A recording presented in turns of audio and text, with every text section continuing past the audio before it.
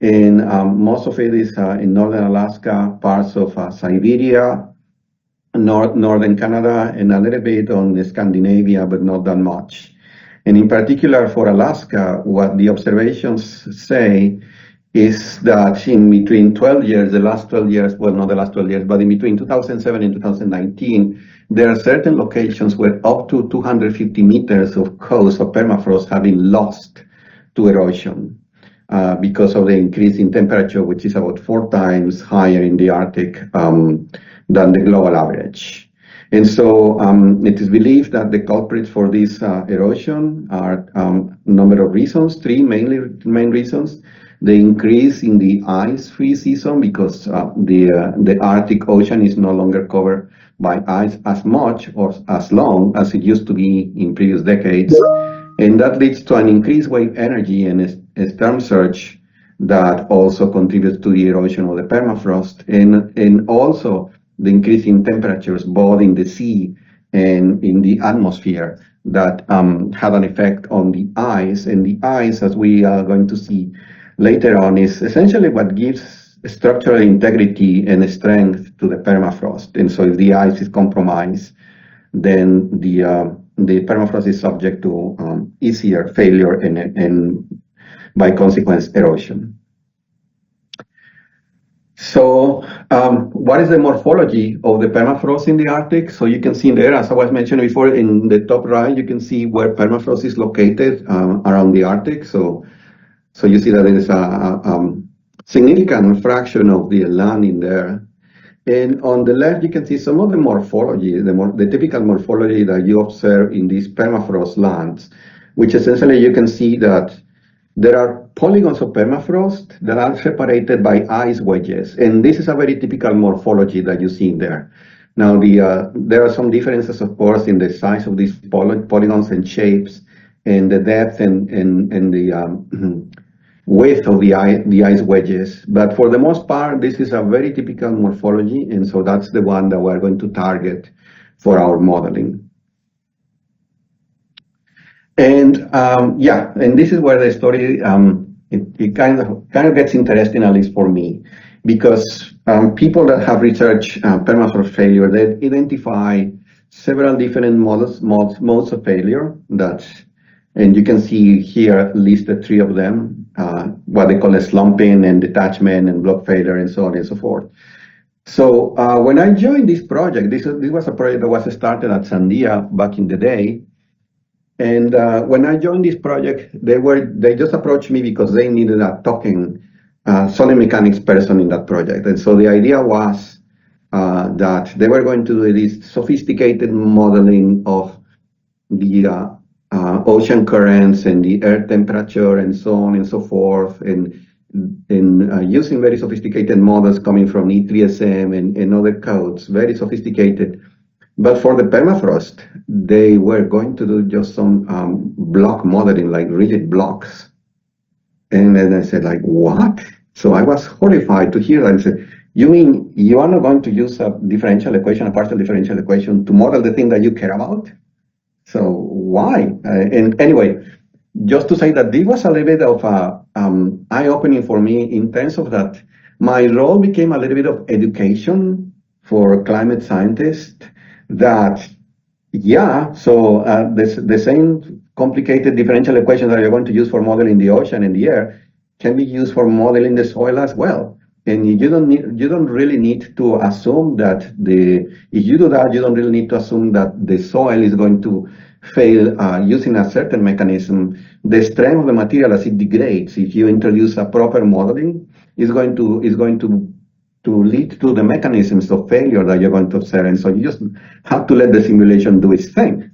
And so that's how this started. And also I had to convince them that we need to go in there to the Arctic, extract some core samples, bring them to the lab and do mechanical characterization experiments so that we can have material properties to populate our models. And so that was kind of interesting to me. So this is all that I was mentioning before, that was the state of the technology. They wanted to use these very, very crude, to me at least, models and not use partial differential equations for the modeling of the soil. But then, so you can see that this becomes like a multi-physics kind of multi-scale modeling because it's very, very complicated. But if we were able to come up with a model that was somehow credible, then we could use this model for a number of things as they are listed in here. So if we were able to predict the erosion, it could be very useful for communities that live in there in the Arctic and also for potential national security implications because there is infrastructure in there that is tied to national security in the Arctic. We could make predictions of how this is going to behave in the coming decades as the planet continues to warm up. And also maybe use our models at the lower scale, maybe to upscale these models to do predictions at the larger scales of thousands of kilometers or something like that. So we haven't done that kind of work yet of the multi-scale, but those are some ideas that we have. And again, so I described the morphology, the typical morphology of the permafrost in the Arctic, which is based on polygons separated by ice wedges. And you can see on the top left how a typical morphology there and some blocks that are falling there into the ocean. And then how, yes, we're going to simplify initially this morphology, maybe using regular polygons, and then introduce a finite element mesh in there. And what this model is going to introduce is going to take the action of the ocean and the temperature as boundary conditions, and then we're going to let these boundary conditions govern the behavior of the solid part of the model. And how we're going to do that, we have an open source finite element code that is called Albany. We developed at Sandia, and anybody can download it from GitHub and run this stuff if you're interested. And it's a multi-physics code in where we're going to implement a couple of things. We weren't going to implement in there the part of the ocean, only the part of the solid mechanics part, what they call the terrestrial part. But even if we were going to implement the solid parts, it had to be a multi-scale because heat conduction is a very big component of this because, as I mentioned before, the strength of the material is mainly governed by the ice content. And so we have to determine how the ice is going to react to the changes in temperature over the seasons and over the days, and also the steady increase of temperature as the planet warms. And so we have to run thermomechanical simulation, and I'm going to speak a little bit of how we are doing that. But first, you can see here, so one prototype canonical computational domain, which is like this. So the reds are the ice wedges, the gray is the permafrost, and then there is a base layer that they call the cryopec, which is essentially a permafrost that is in a frozen state, but the temperature in there, even though it's not in a frozen state, the temperature is below freezing, but because of salt contact from the ocean, the ice is not fully frozen. So that's kind of an interesting layer that you have under the solid permafrost in there as the cryopec that you see there in green. So here is a little bit of detail about the thermal model, and I won't go into all this, only to say that what is important in here is, okay, so yeah, so this is governed by a nonlinear heat conduction equation that you see there a little bit in yellow. And what is important in here is that K tensor that you see in there, which is the thermal conductivity, is highly nonlinear. It's a highly nonlinear function of the ice content. And the way we're modeling the permafrost, and this is very interesting for you, but because they are in geotechnical engineers, is the ice content in the pore. So we have some porosity in the material, and so part of it may be ice, part of it may be water, and the ice content and the water content essentially depends on the temperature. And we have some freezing curves there on the empirical freezing curves, essentially, on the lower right, that tells you in terms of the temperature with respect to the freezing point in Celsius, the ice saturation of the soil. And so for different types of soil that we have in there. And so we're using this freezing curve and coming up with an analytical formulation for that. then that's going to enter into the heat conduction equation in here. And so essentially what we want for the solid mechanic part of this is what is the ice saturation of the soil, and because that is going to govern the mechanical behavior of the soil. So this is the thermal model. Essentially, we're just doing a nonlinear heat conduction simulation in here that has to be coupled to the mechanical model. And in here, in the mechanical model, because we are going to have failure, we definitely need to use a finite deformation equation here, which is encoded essentially in that bluish rectangle that you see in here. And what is important in here, again, I won't go into the details, is that the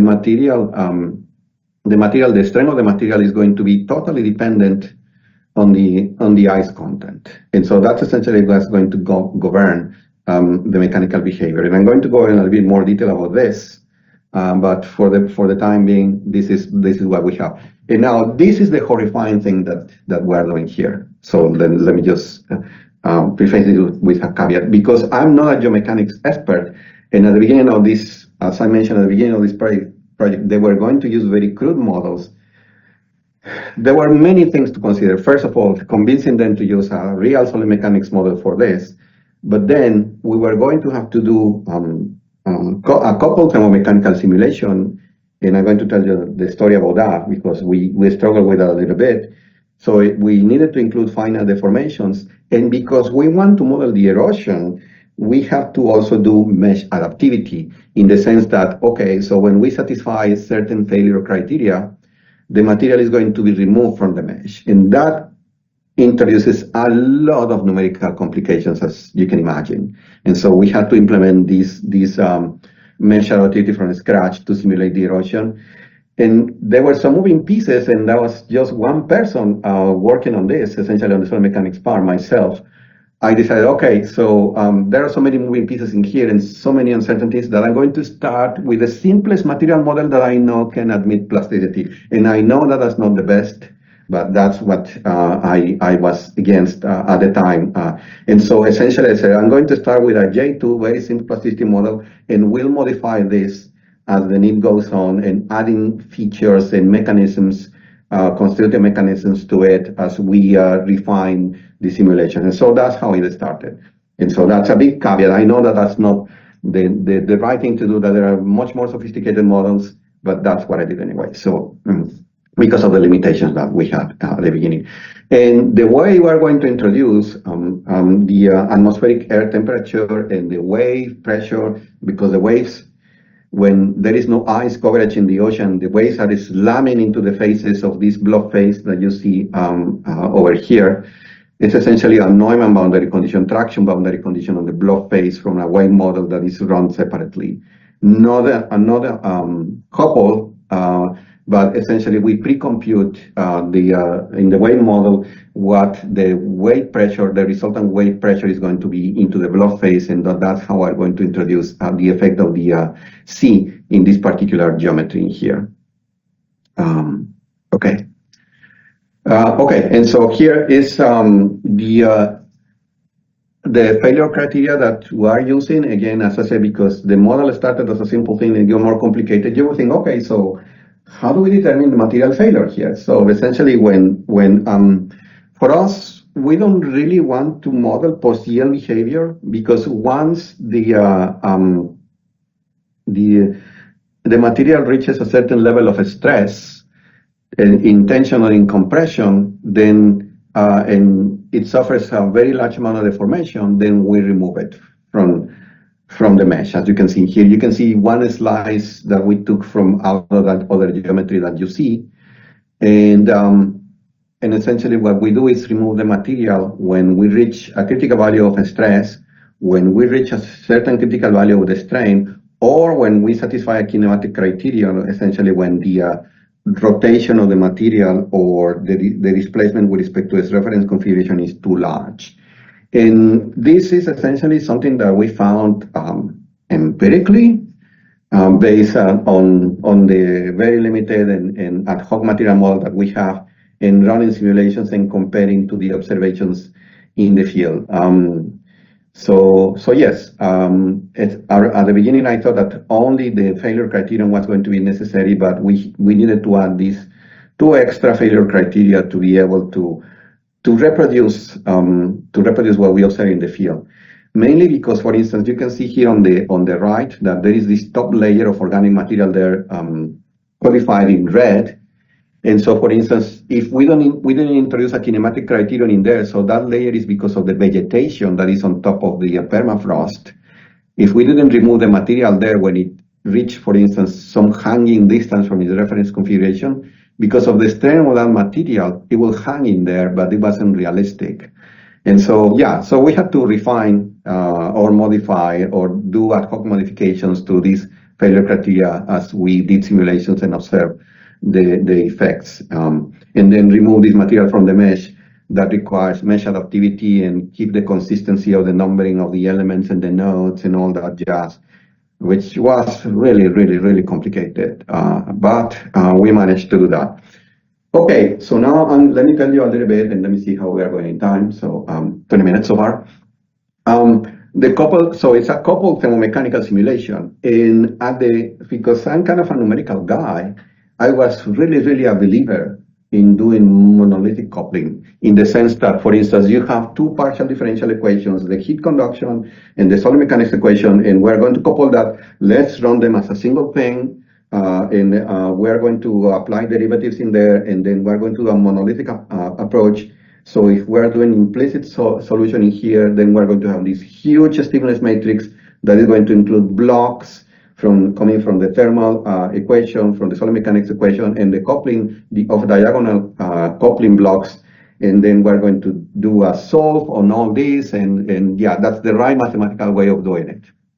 And we got beaten by it because a number of things. So the main one being, okay, when you're doing this monolithic thermomechanical coupling, the dimensions of the different physical phenomena in here, in this particular case, heat conduction and the mechanical equation, are very different. And then we talked to our expert numerical solver guys, and they said, oh, don't worry about that. You know, we have preconditioners, and we'll take care of it. Well, it didn't work. It did not work. No matter what we did, this problem was kind of too difficult for us to solve. And in the end, we ended up doing something different.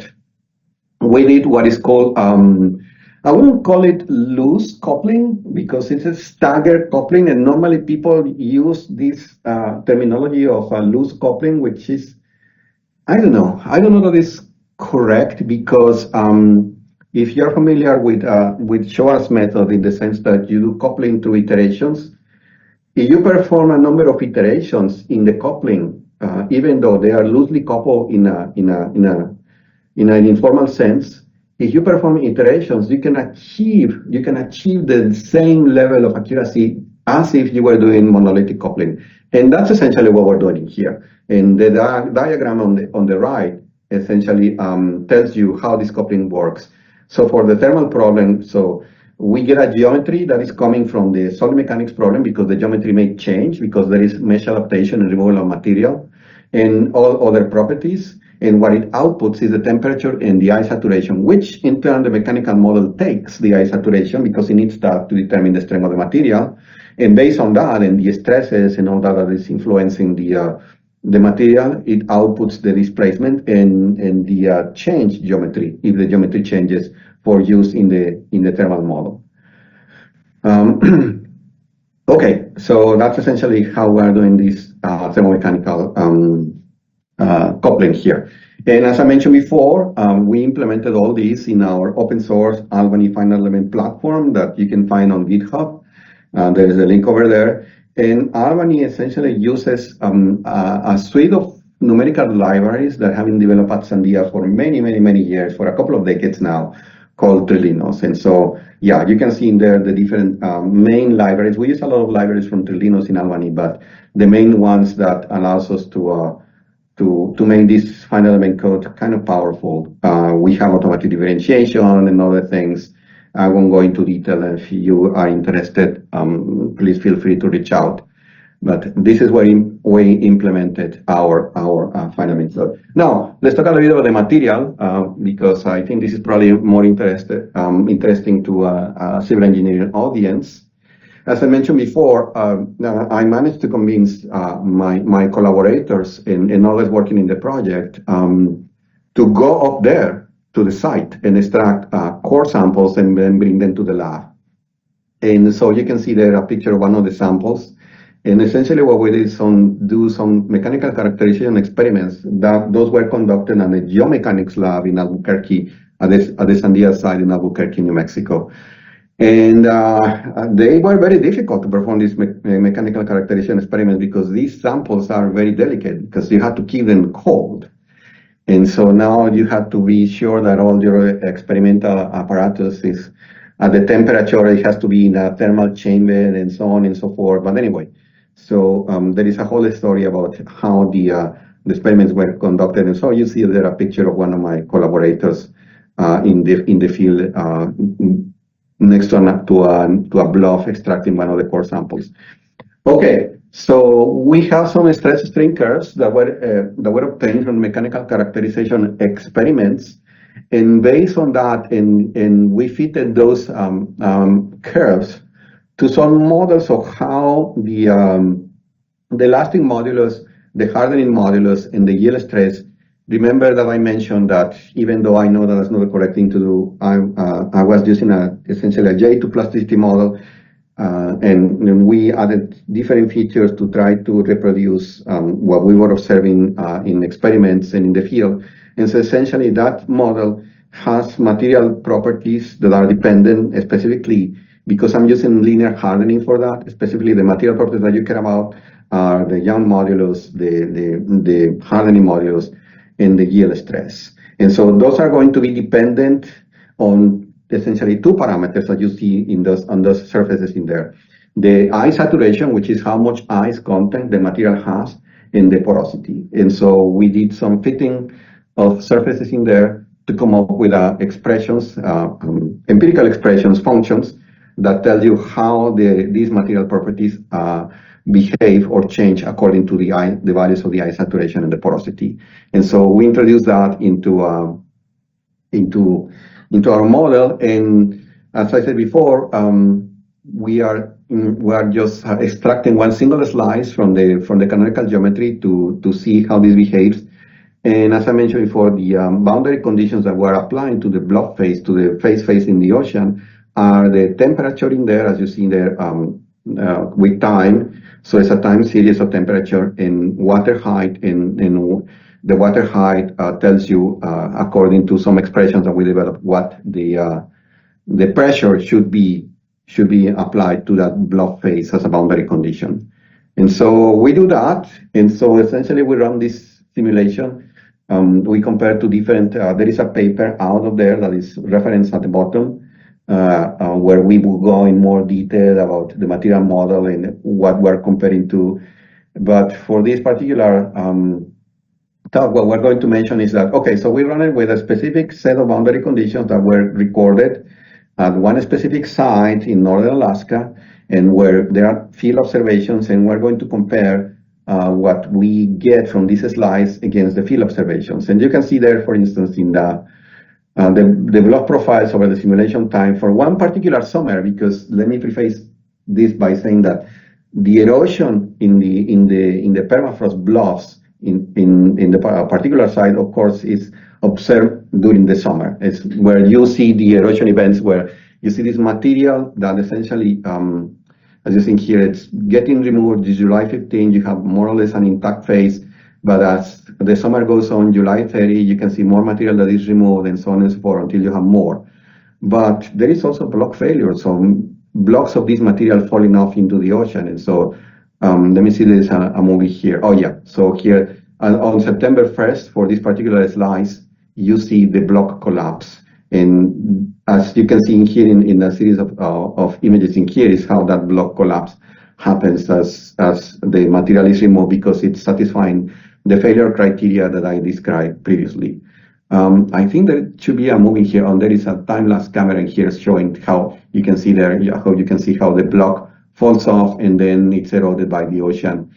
Essentially, this is 28th of August, 30th of August of 2018, and by September 2nd, that block is moved, whereas our simulation predicts that a particular block is going to fall on September 1st. So there is some correlation in there between observations. Of course, we need to be more formal about verification and validation of this, but as a first sort of pass, I think that we're not doing too bad. And so here you can see that same simulation. So we start in July 1st, and you can see how the material is removed. And then we can see essentially here the color encodes the temperature, which is in Kelvin. So 273 would be the freezing temperature. And we run this simulation until September 1st, which is when we observe the block collapse. So I'm just going to let it run for a bit. So now we're at 20 days. So since the start of the simulation, and there should be the block collapse here that we observe in September 1st. So let's see. So we're at 23 days in, and I don't see the progress bar because there are a number of windows here that, let me see if I can move these windows a little bit out. Oh yeah. So we're a little bit more than half. So let's let it run. So, and we see these niches forming here at the bottom, which is the observed mechanism in the field, that there is some erosion at the bottom, which is to be expected. That's where you would see the most action from the ocean, and the water is warm up now in the summer. So it essentially erodes the material from the bottom, and then you form these cantilevers that eventually fail because the strength of the material is not enough to support the cantilever. And so that's essentially the mechanism that we observe mostly in block failure. There are other mechanisms that we don't see as much, and they depend mostly on the morphology of the particular site. But we haven't done any of those yet. And there you go. So that's how the block fails. And now what happens is that now you have a new phase, which is essentially vertical, as you can see in here, and the phenomenon starts all over again. And that's how you get this phenomenon of the coast in the Arctic receding. So in the last 70 years, in some places, they have measured something crazy like 20 kilometers of permafrost lost during the last 70 years that they have observation. And so that's how this essentially happens. And let me see if I can go. Oh, no, I don't want to run this again. Can I go to the next? Oh, yeah. So they try to, my coworkers that are experts in geophysics and climate, try to classify the different types of failure that I observe in the simulation: the thaw dominant erosion, the ocean dominant erosion because of the water coming in from the action of the waves. And so it forms this niche underneath, and essentially at some point this cantilever cannot support itself, and it simply falls off the block, and the block is eventually eroded by the ocean waves. So the material is dissolved in the waves and taken away from the block face. Okay, so yeah, so this is work that we have published. We still have a lot of work to do, and we're trying to do some work. Funding is restricted, so we're trying to come up with more funds to continue this work of Arctic erosion. But there is another aspect to this, and so let's see how we're doing time. So yes, so I have a little time to now. Okay, so there is another aspect of this Arctic Coastal Erosion framework that we put together and say, okay, so why don't we use it not only to simulate the natural material, the natural aspect of it, but since it's a finite model, we can just apply it to model the natural soil, but also infrastructure. And so we are trying to essentially advertise this capability as also a tool to apply to see how infrastructure is going to be affected by climate change in the Arctic. And one thing, for instance, that we're doing this example in here of this runway in Canada, an airstrip that is in Canada, and you can see it's just dirt, but it's on permafrost, and you can see the typical morphology of the permafrost here with the polygons and the ice wedges and so on and so forth. And okay, so if the temperature increases in here, is it going to lead to the failure of this particular runway? And we can apply to different types of infrastructure, but this is our first example that we wanted to apply for so that we can go and then see if we can get more funding to continue this work. And so this is how we're essentially trying to sell it. Okay, so we have developed this framework that allows us to simulate erosion in the Arctic on permafrost.